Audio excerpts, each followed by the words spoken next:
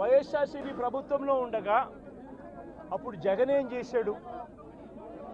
కులం చూడలేదు, మతం చూడలేదు, ప్రాంతం చూడలేదు, చివరికి ఏ పార్టీకి ఓటు వేశారన్నది కూడా చూడకుండా ప్రతి పథకము ప్రతి మనిషి కూడా అర్హత అన్నది మాత్రమే ప్రామాణికంగా తీసుకుని ప్రతి ఇంటికి డోర్ డెలివరీ చేసిన ప్రభుత్వం వైఎస్ఆర్సీపీ ప్రభుత్వందైతే, జగన్మోహన్ రెడ్డి ప్రభుత్వందైతే ఈరోజు కేవలం తెలుగుదేశం పార్టీకి ఓటు వేయలేదని, కేవలం చంద్రబాబు నాయుడు గారికి ఓటు వేయలేదని, కేవలం ఓటు వేయలేదన్న ఒక్క కారణంతో ఆస్తులు ధ్వంసం చేస్తూ ఉన్నారు, మనుషులను కొడతా ఉన్నారు, కొట్టి మరి కేసులు పెడతా ఉన్నారు.